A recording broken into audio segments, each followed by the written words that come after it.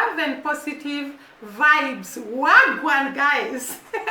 Today I'm very, very excited because yesterday night actually, I received a call from Jamaica, and I was so happy for Adrian from St. Catherine for calling me. Adrian, I appreciate your call so much, and I know you're going to watch this video, and I thank you so much for calling me, having a talk with me, and we really had a good time discussing about Kenya and Jamaica and Kiswahili. This guy has learned almost all the Kiswahili. I was so excited, and I really thank Adrian for taking his time to actually call me, and I was very appreciative. Guys, remember that you have a sister in Kenya.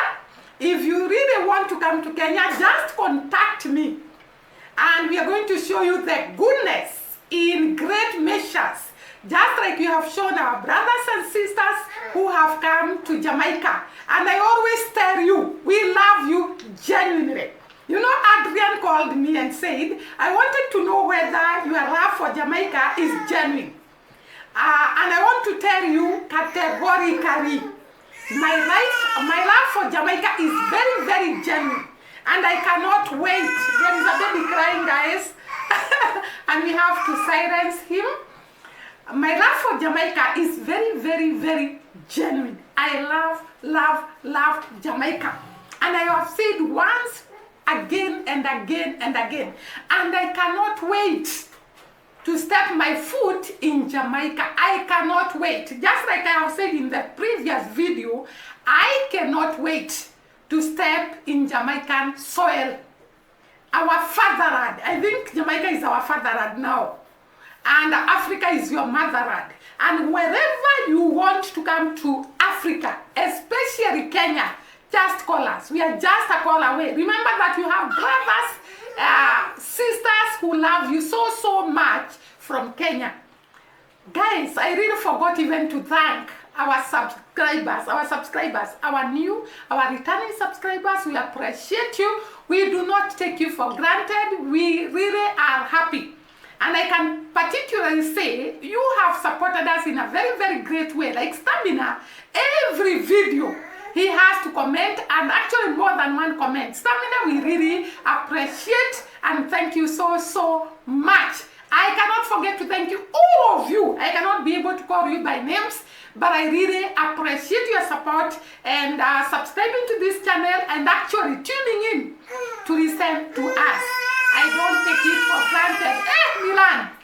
Milan is really, we have a young boy here called Milan, and he's really decided to cry today. In the other video, he was talking in the background.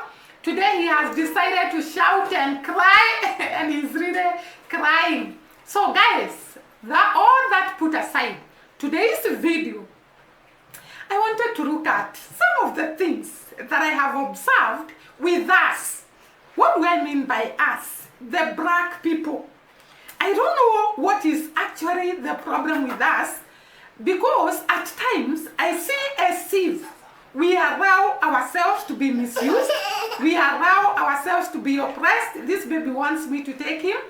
We allow ourselves to fall into the hands of the people who exploit us, who do not care about us, who are actually there to make sure they get something from us. Why am I saying like that?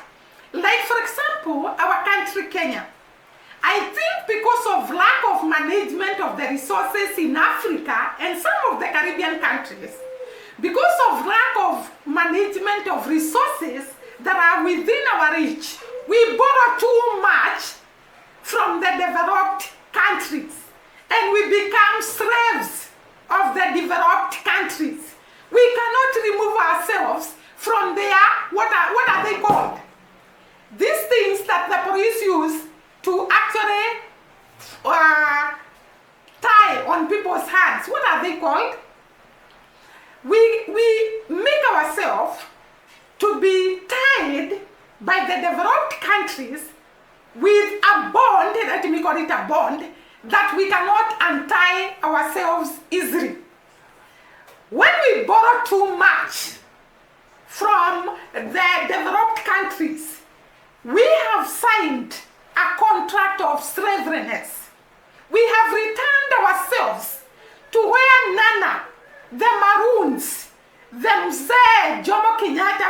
Kenya, the freedom fighters removed us from. Every day, Africa especially, we are returning ourselves to slavery by signing contracts with the developed countries, contracts that come and oppress us, contracts that come and sell us, contracts that come and actually make us slaves of those people. What am I talking about? Guys, I have seen the leaders that we elect. They go to parliament and some go to state house.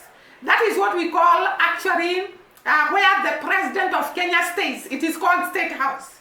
In America, I hear they call it White House. So when somebody reaches state house, they forget all the promises they promised to the people. And I've seen some Jamaicans complaining, and that is why I have decided to shoot this video. Because guys, we are the only one who can make a difference. You have the power to employ and to sack anybody that is ruining your country, that is bringing the economy of your country down. I know, as I say this, in our country, Kenya, we have a very big problem because we have elected leaders that don't care about the common man. They are imposing taxes that are very, very unreasonable. They are imposing things that we cannot understand where they are coming from. And I want to say, wherever we make ties with the developed countries, they actually put measures that oppress the common man. They put what? What are they called? They give you, I don't know whether to call them warnings. They give you memorandums that you are supposed to fulfill for them to come and support your country, for them to come and lend you money. And this money is not given money. It is borrowed money that you're going to pay with interest. And I don't understand Africans, especially the leaders that we put under our government. I don't know whether they understand that loans are not free money. Loans are not given money. Loans are money that you'll be required to return with some interest. And therefore, whenever you borrow a loan, don't you think that that money is given to you freely? Because I've seen in Africa, people borrow loans and they start stealing that money, taking that money to the wrong projects so that they can gain from those projects, implementing projects that are not going to succeed and that are not helping the common man, so that when those projects are taking place, they can actually benefit through those projects, either by supplying, for example, if it is the construction of a railway line, which is not required, they later supply things in the construction of that railway line. Like for example here in Kenya, we are being told there is free houses. Affordable, let me call them, they are calling them affordable houses. And when you look at those affordable houses, the common man cannot afford. But all the money is pumped into the affordable, the so-called affordable houses. The black people, we must wake up. We must refuse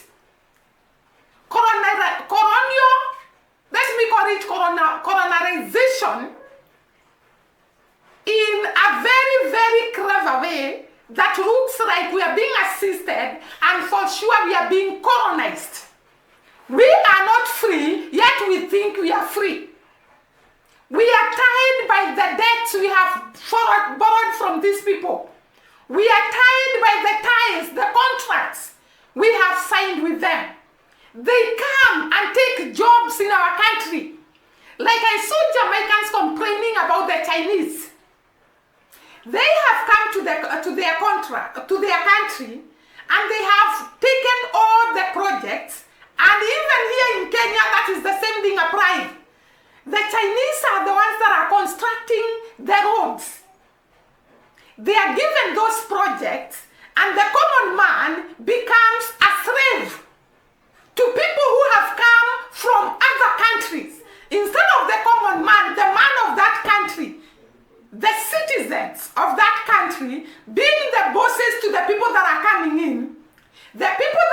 coming in becomes the bosses of the citizens of that country.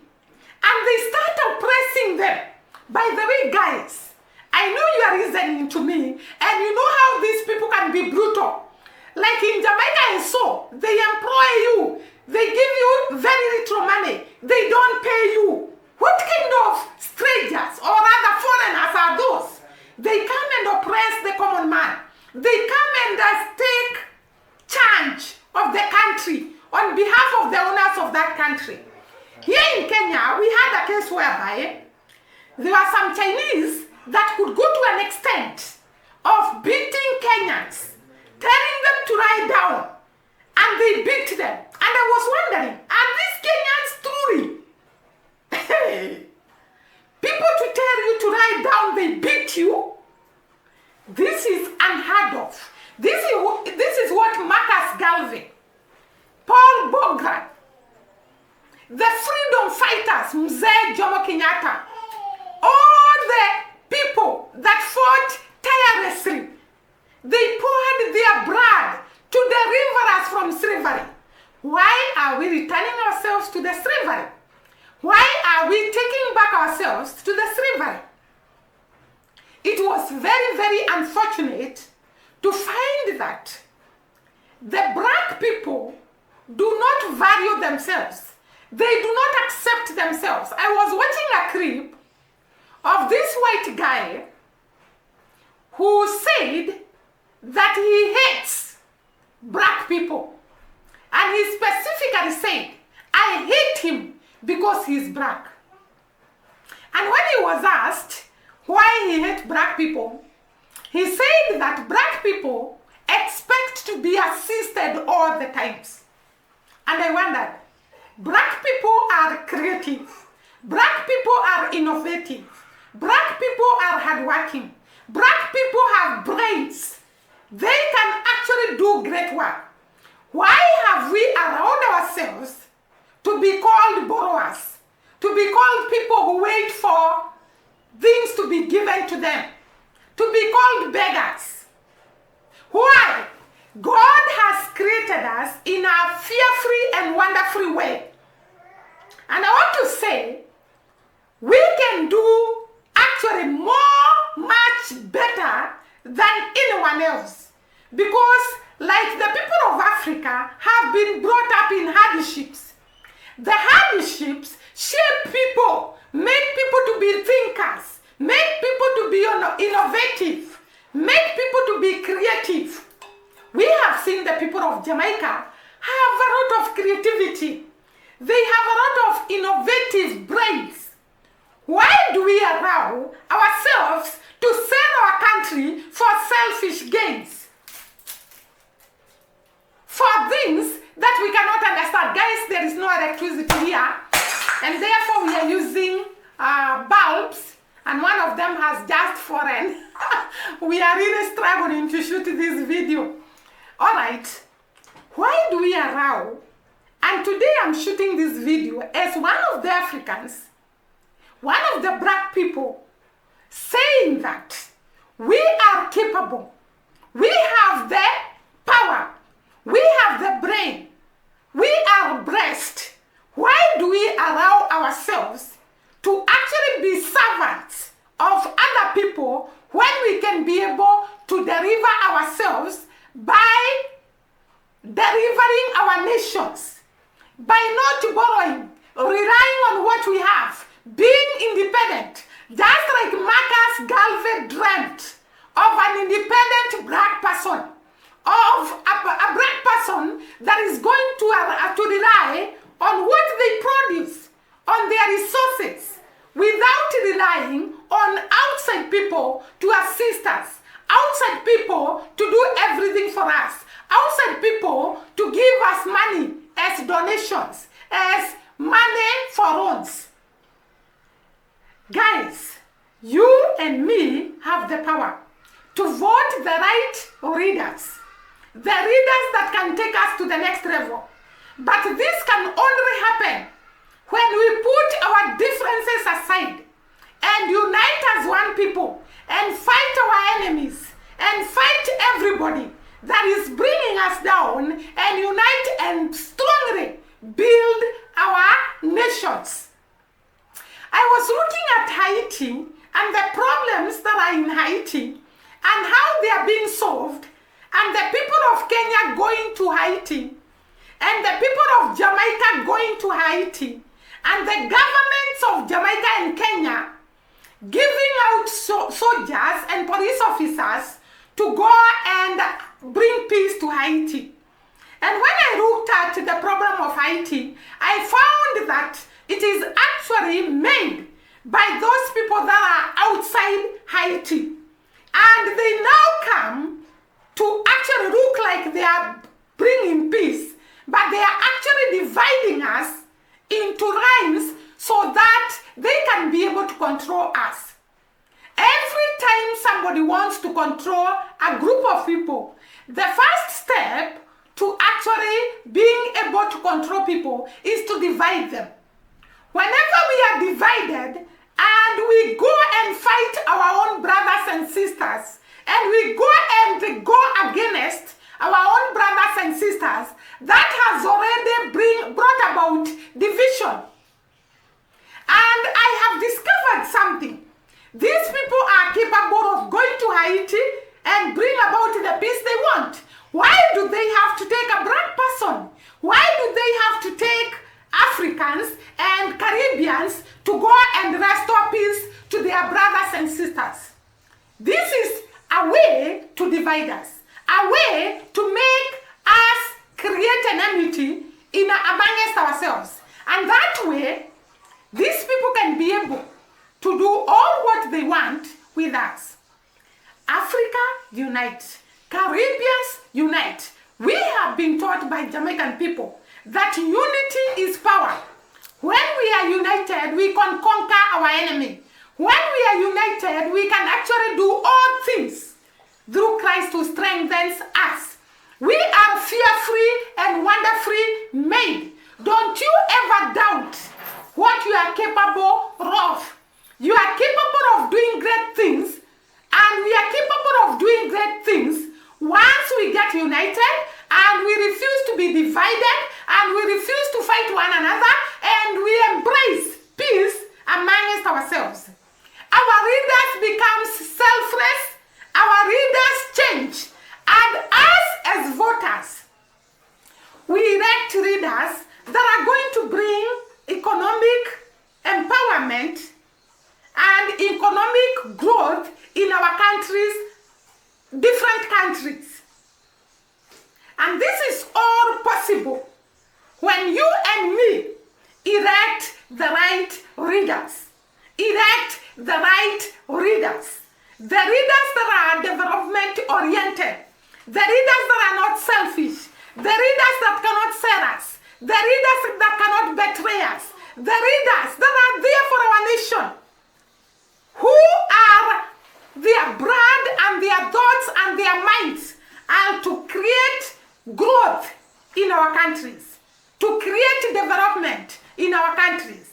That is all what we need in the Caribbeans and Africa to go to the next level. And I've told you once again and again, we have the power, we have the ability, we have the might. All what we need to do is to unite and embrace change and choose leaders that are development oriented. And this can take us to greater heights of development. This can take us to greater heights of unity. Caribbeans can unite in Africa to create a big force that cannot be resisted, that cannot be undermined, that cannot be oppressed. This is what we need. When the Caribbean's brothers and sisters come to Kenya, they know they have sisters and brothers in Kenya. They know they can be assisted in every way without being cornered. I say like Mayuno. Without being taken without being oppressed, or rather without being conned. Let me use that word. We trust one another. We embrace one another. We help one another to uplift one another economically, and that will take us to the next level. Caribbeans can unite with Africa to build a great force, a force that cannot be brought down, a countries to the next level. We have seen Jamaica can be great. Every country in the Caribbean can be great.